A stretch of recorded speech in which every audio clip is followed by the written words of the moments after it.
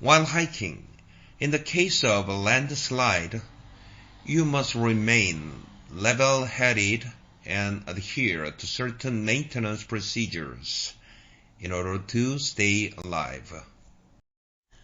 We formed this integral alliance against the employer's mistreatment because we must seize these actions right this minute, so that our effort won't be mundane. Fans are looking forward to watching the group's first live appearance in years, and their passion assures that these fans remain loyal.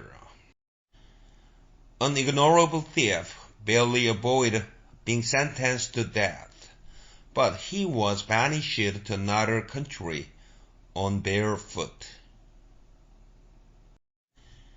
I was a witness to his struggles, triumphs, emergencies, and failures.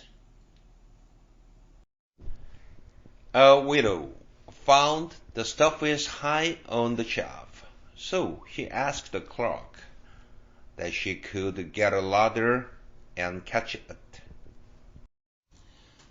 Because the slaves weren't able to assert themselves, the nurse ascended to boycotting slavery and stopped offering concessions to the Confederate state. She started to yell at the singer to avenge herself on him, because she refused to give an autograph which might be available for her another day in future. After the dawn of the time, there has been a debate about the decay and decline of a man at his most decadent time.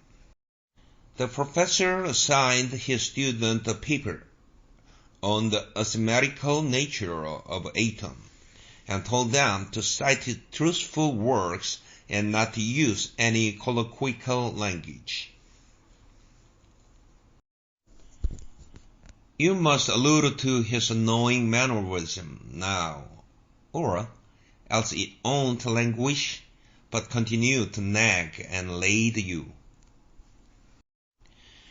Please be earlier attentive and pay attention to all the array of astronomy papers you have to write, so that you can breathe easier.